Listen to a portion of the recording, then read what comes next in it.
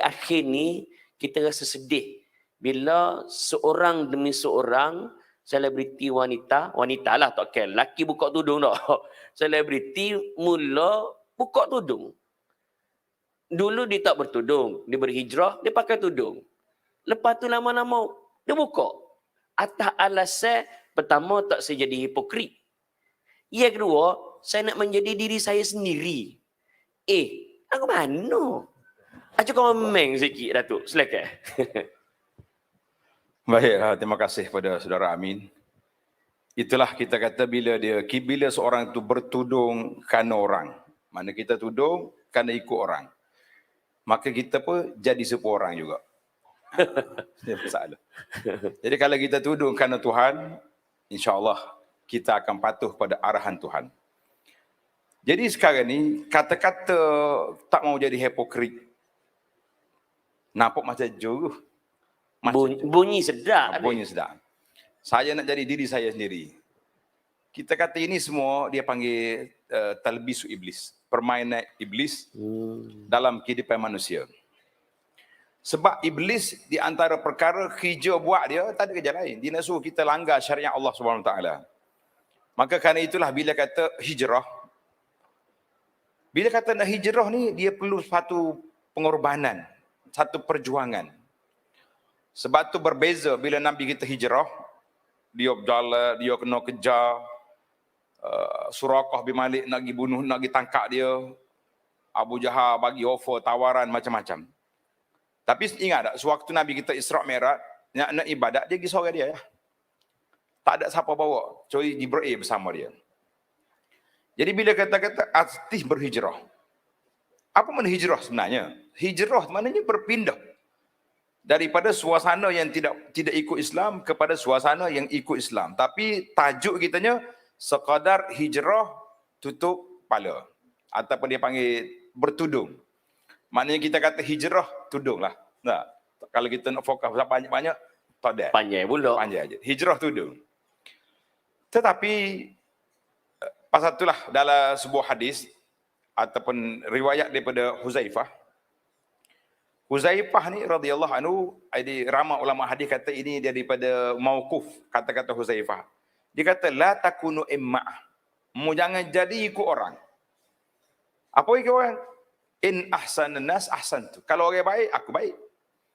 Kalau orang tak baik, aku tak baik. Kalau semua orang pakat tudung, kita tudung. Bila orang buka, kita buka juga. Kita kata ini satu orang yang macam lalang yang ditiup angin, tidak ada pendirian. Karena itulah kita mengatakan mahanya harga sebuah istiqamah. Puncanya tidak istiqamah. Sebab tidak istiqamah, mungkin dia tudung dengan tidak kepahaman dia sendiri. Bahawa tudung itu adalah perkara yang wajib. Wajib solat, tudung wajib. Pengalaman anak jumpa orang bertudung. Ini sanak kita yang ada. Dia pergi Mekah setiap tahun. Nak tahu ni. Nak tahu. Tapi siapa jedah hala balik, mesti jambu tu semula. Masa Mekah tu comel lah. Wah biging Oh, dengar telekor molek. Siapa jedah nak balik, jambu. Kata apalah apa makcik-makcik ni, pelik. Sehinggalah berapa tahun kemudian, betul lah kita ni lama duduk Madinah. Tu jadi Madani sengati tu. Masa lama di Madinah, Madani tu. Bila lama-lama dia mari, dia tu duduk sungguh. Tak buka dah, tak ada jambu. Masya Allah. Kita pun suka. Dia pun senyum tengok anak. Dia kata, ustaz ni macam, tengok lain macam dengan kita. Kata, iyalah. Ustaz suka tengok saya tak bertudung ke? Ya.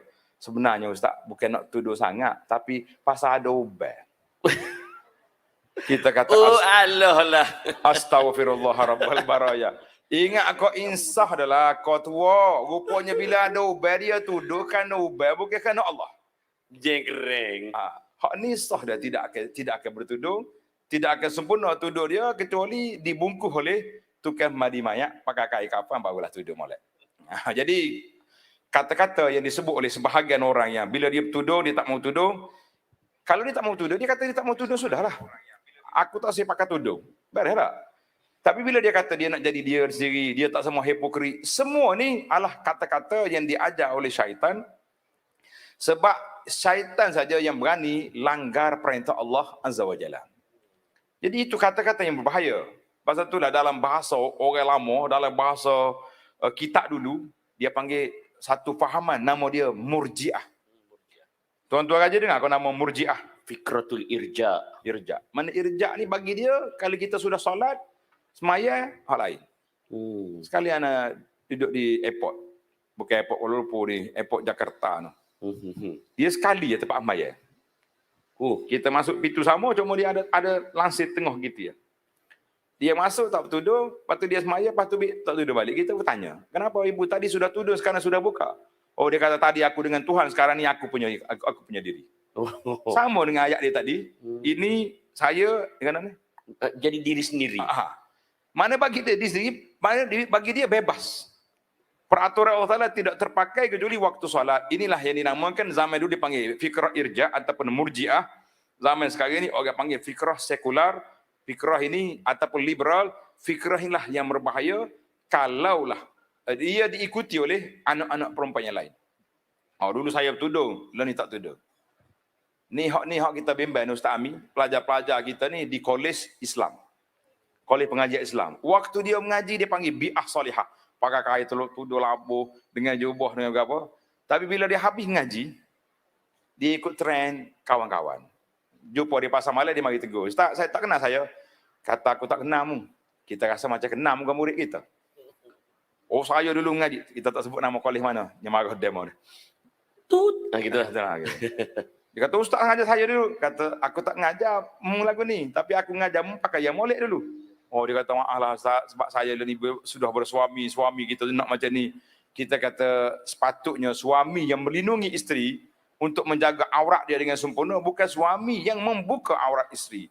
Kita kata inilah satu perkara yang sangat berbahaya apabila orang bercakap tentang agama seolah-olah ikut suka aku. Dia panggil dulu orang takut sangat di bawah Akta ISA dulu. Ingat Akta ISA zaman kita muda-muda dulu? Ya. ISA ni hak paling bahaya sekali, ikut suka aku. Ini bahaya. Dia bukan ikut agama, ikut dia nak buat agama. Jadi nasihat kita lah kepada orang-orang yang bertudung, anggaplah tudung, hijab, mengikut syarak yang benar-benar, jangan kita ikut orang. Tapi kalau kita kata kita nak buka tudung dengan sebab kita nak jadi diri sendiri, maknanya dia yang memilih untuk membuka aurat dia sendiri, mendedahkan kepada orang, kita kata ini satu perbuatan yang berbahaya.